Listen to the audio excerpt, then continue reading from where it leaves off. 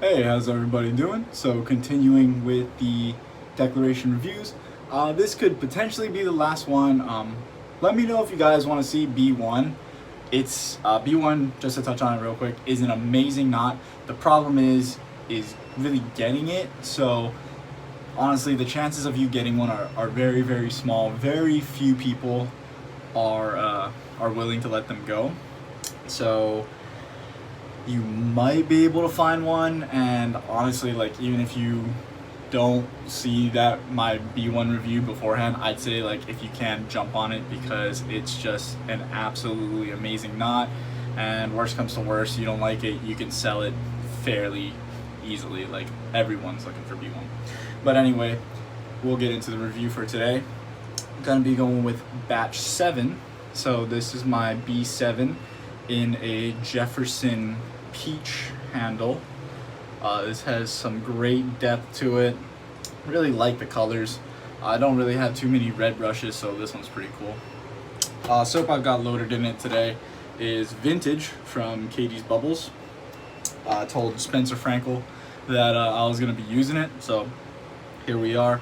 This is Katie's luxury cream base, which is different from the luxury soap base, but I'll touch on that after the brush review.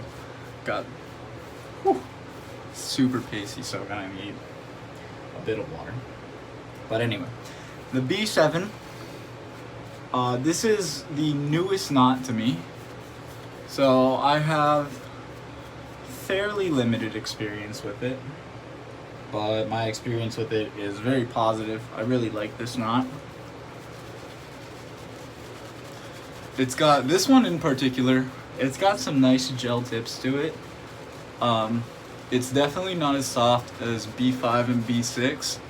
I'd put it more akin to something like the B4, but maybe a little bit softer than the B4 is. Because on you paint, it is fairly soft. It's definitely, like I said, not quite as soft as 5 and 6. I think in terms of softness, I'd go 5, 6, 7, 4, and then 3, just off of the ones I've reviewed. But yeah, very nice scrubby feel on the splay.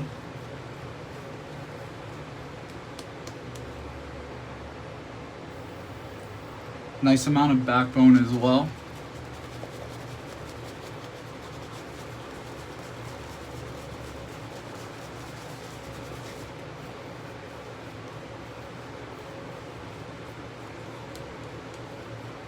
Slather is looking really nice already. Maybe just one more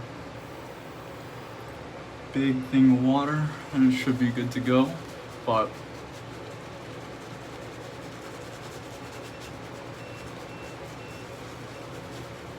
yeah, this is a great brush for anybody who likes a nice kind of baby bear knot. It's not too soft, it's not too scrubby, it's kind of just right in every category.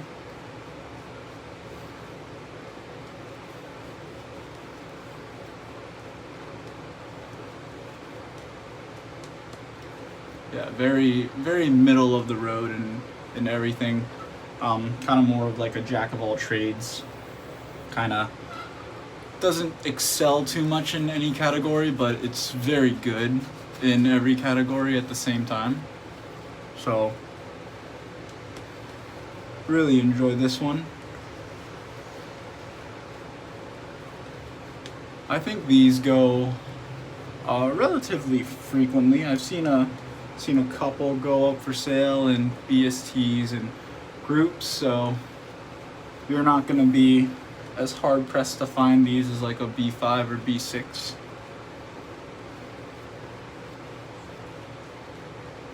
So if you're kind of chasing a deck knot, the ones that you're most commonly probably going to find are 3, 4, and 7, I've only seen one B8 go up recently, so that's the most recent batch though, so I think people are still trying to figure that one out.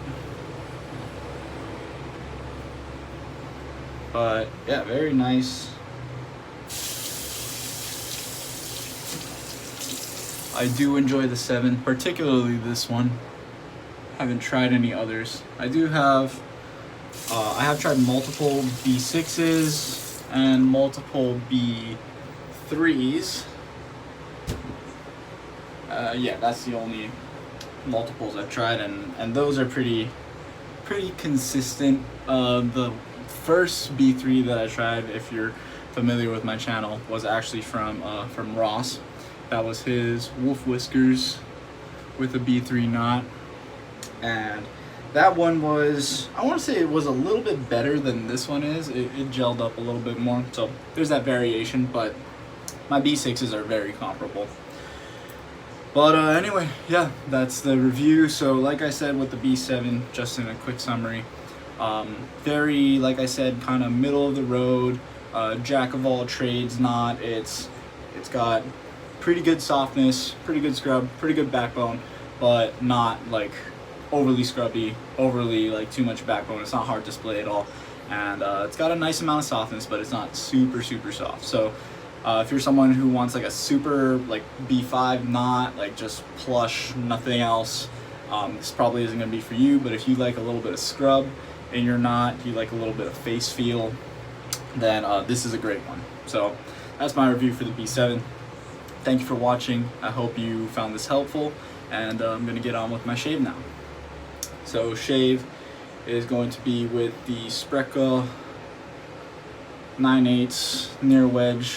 Got that tip with the gorgeous white ribbon Awabi scales, and Max just posted a yellow ribbon Awabi, so that one is super cool. Kind of wanted to get it too, especially because it's a midi, but I'm trying to be good right now and not spend. So, but anyway, so what I wanted to talk about today was some popular kind of fitness myths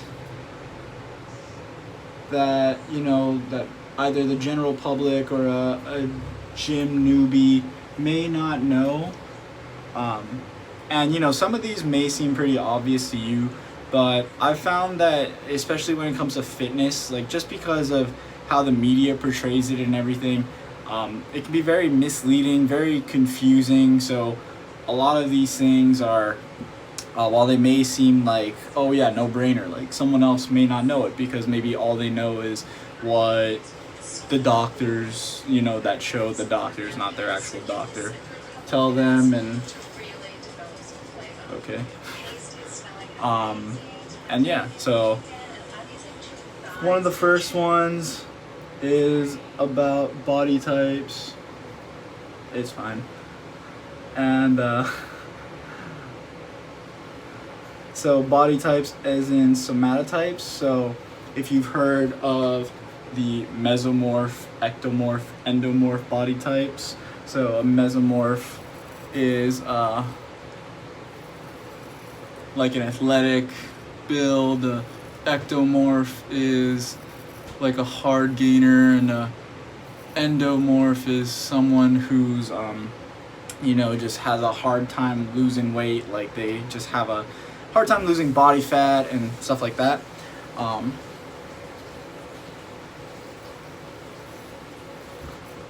Those aren't really real.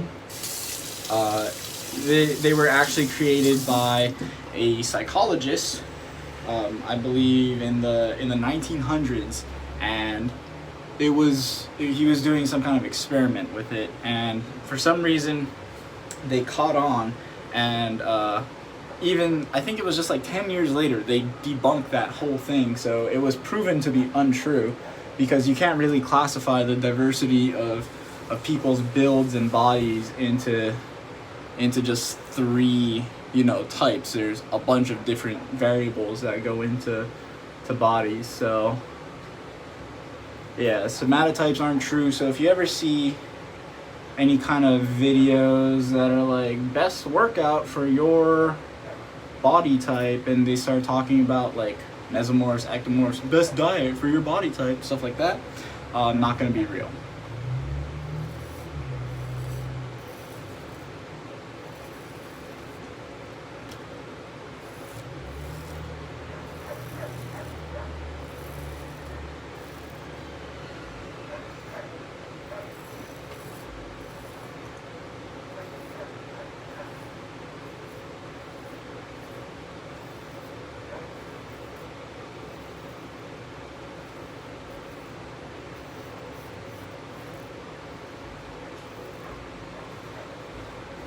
So next one I wanted to touch on is kind of back to dieting, but that carbs are your enemy. So I'm not here to say like the keto diet is bad or anything like that, because you know, whatever eating protocol you choose that works for you is what's good.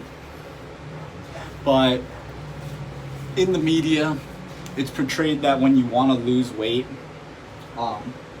you want to just massively cut carbs, just eat like salads and chicken and vegetables, and that's it, and go on a super low carb diet. And I'm here to say that that's really not true. Carbs are just another energy source. So when you're trying to diet down, especially, that's when I feel people will cut carbs the most. It depends on your body fat percentage as well, though. Once you get into the really low, like sub 10% body fats, and if you're there, you know, you don't need my advice. Clearly you're doing something right. But that's really the only time you really have to manipulate your carbs into lower levels. But for the most part, while you're just trying to cut, just trying to just generally lose body fat, maybe to just get to a healthier body fat percentage or something like that, you really don't need to excessively cut carbs.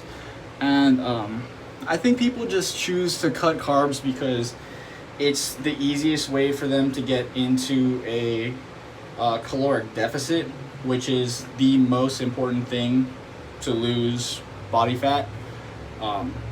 You just need to have more calories burned than more calories in, you know, and you'll lose weight.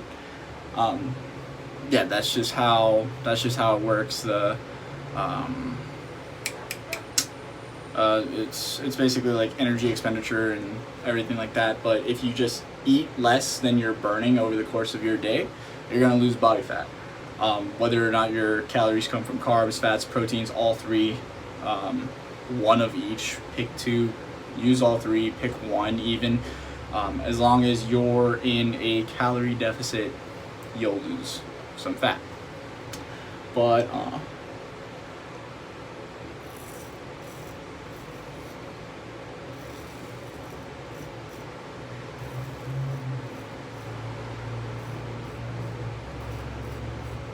to me,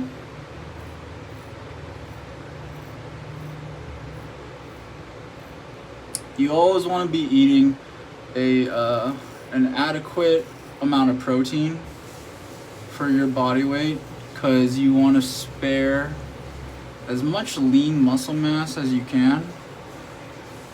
And even if you're not, you know, trying to get huge or anything like that, keeping as much lean muscle mass on your body is optimal, just because it helps you maintain, you know, like your strength. Even if you're not lifting in the gym, like just doing work around the house, any kind of manual labor you may have to do, having some strength is always going to be helpful. There's never really a time when being a little bit stronger will be a detriment to you, you know? So even if you're not looking to be like super buff or anything like that, you know, it's always just a good idea to try to keep as much of your lean muscle mass as you can for those reasons. And the way you should be eating for that is you want to be eating at least 0.8 grams of protein per pound of body weight, or like 1 pound per body weight. There's a lot of different study or people who have like voiced their opinions on how much you should be eating. There's not quite enough scientific research to say like for sure how much you should be eating, but the general advice has been about 0.8 to 1 pound.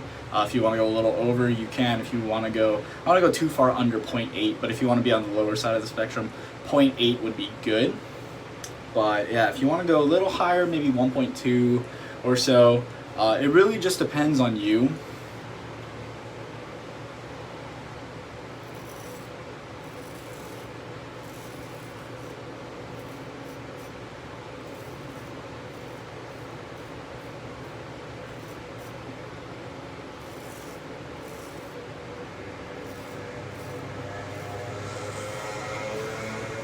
So I'm definitely not giving quite enough information. So if you want to try like start dieting a little bit better, definitely watch some YouTube, definitely do some research into how to calculate your calories, how much you should be eating, how to break that down into your macronutrient value. So macronutrients are your carbs, fats, and proteins, how much you should be eating, all that kind of stuff. You want to research that.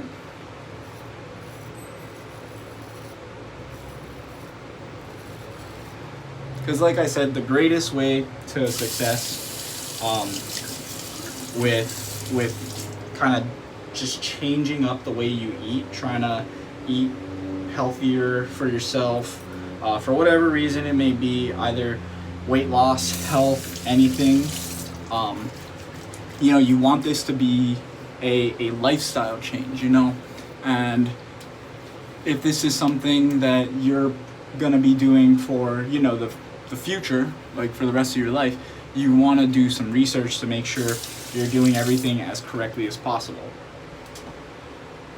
And so that's why I highly suggest watching some good channels that are scientifically based, that use meta-analysis and case studies.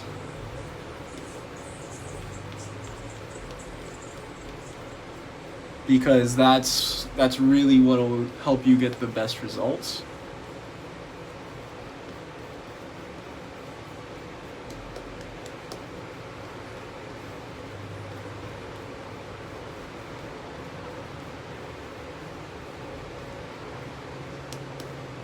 And I just want to throw out real quick, I didn't like just mean you know, to not say anything about the keto diet, just really any diet that works for you, so long as you have enough micronutrient intake, you're healthy, you know, you're not lacking in any areas. And if you are, just, you know, make sure you're well researched on any deficiencies that come with the diet you choose, and supplement for any deficiencies you may have.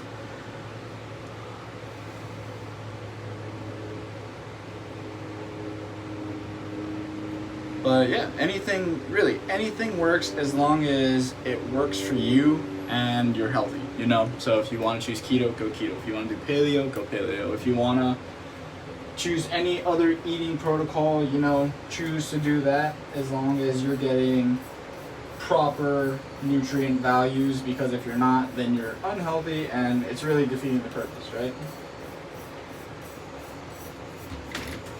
So that's my biggest piece of advice when it comes to like an eating protocol. Just make sure it works for you. Like if you're someone who's maybe like diabetic, some kind of lower carb diet is probably gonna do better for you.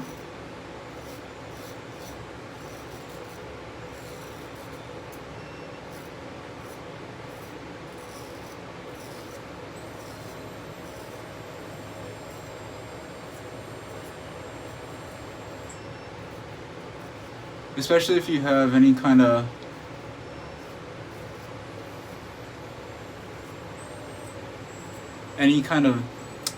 ailment that may affect your diet, I would definitely suggest seeing a registered dietitian to help you out.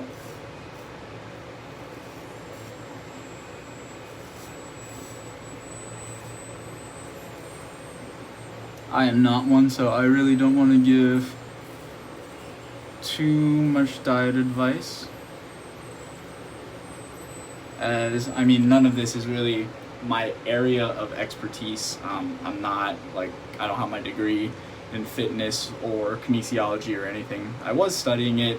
I'm very much kind of out of the loop now, but I've been watching a lot of stuff. I'm very passionate about this, so I mean, I try my best to be as knowledgeable as possible, but especially when it comes to the diet, that's something I would definitely just seek help from a registered dietitian with.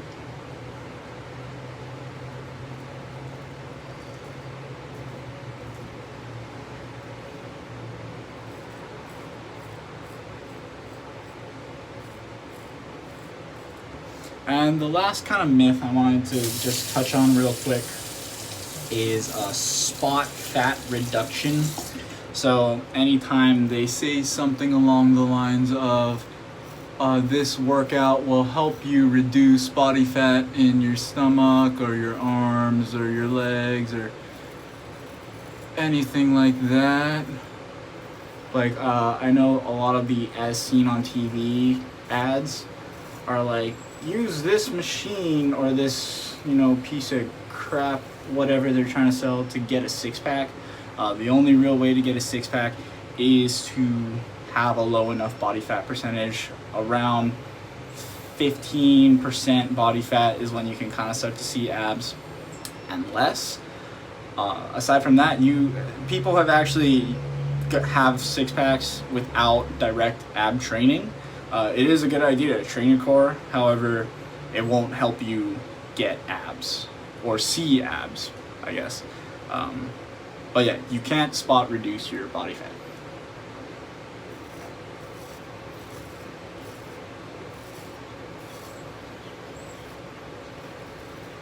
I think the fan's kind of drying out my cream a little bit, and I'm talking a little too much, but just to touch on the luxury cream base real quick, because this is a shaving channel after all. This is probably one of my favorite vegan bases.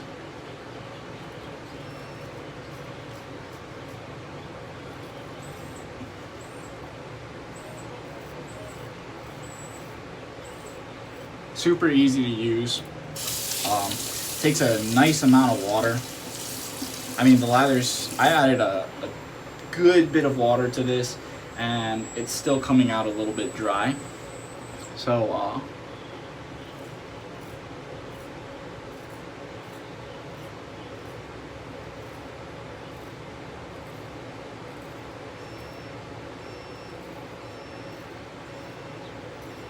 and by that I just mean when I rinse my blade off, there's still a little bit of residual lather on there. That's not coming cleanly off, and that's kind of how I gauge how hydrated I have it. So I really didn't hydrate this as much as I could have, and it still had some great slickness. I mean, that was an excellent shave. 2 days of growth. I've been liking 2 days of growth when I'm doing these reviews, and then when I don't have work or if I only have like one flight or something, I'll typically just let it go. But oh yeah, excellent post-shave feel. I mean, just really nice. The only difference I'd say is it's a little bit more of a high structure lather versus your low structure from your top tier tallow bases. But aside from that, I mean, performance is comparable to really the top tier stuff. I could put this easily like probably top 5 bases, just period, not even considering vegan or anything. So yeah, I mean, my top 5 kind of swaps around all the time. I mean, there's definitely some staples in there. Barrister, Man Excelsior, Peter Stuff, Talbot, and I'd say the Holy Caw. And then like in the 5th spot, I could throw Icarus, this Katie's base in there, and I mean that's all I really use. There's some other great stuff out there, but I just kind of stick to what I like. But anyway, that's it for my shave. I'm probably gonna get a quick little neck shave in, but it was great. Yeah, performance is excellent. B7's awesome. Razor has a great edge on it. Very happy with it, and yeah, hope you guys found that fitness talk stuff helpful. I noticed that people tend to enjoy it, so I'm just kind of gonna, whenever I can just think of anything, I might just throw it in there. But yeah, I hope you guys are finding it helpful. Fitness can be pretty confusing, especially if you're just first starting off, or maybe you haven't delved into a lot of research on it and you're just kind of hearing what people say, hearing what the media says, and it's just kind of all over the place. It's a little bit of a mess. But yeah, enough talking. Just put on my aftershave real quick. So this is the vintage aftershave. Doesn't come with a stopper, as you can see, so I just kind of hold my finger over it and just let a little bit out. Scent on it is excellent. It smells vintagey. Kind of powdery, citrusy, musky. It's bright. It's really, really good. Kind of what I wish most barbershops would use. But yeah, this is a really good one. Hopefully Chris will bring it back as a special for the Single Edge Razor Fans Facebook group, the Surf SERF right there. But yeah, it was really good. I'm sure if you tried to bug Chris enough, he might make another batch. Sorry, Chris. But anyway, that was a great shave.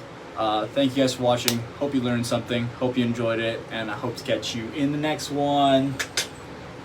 See ya.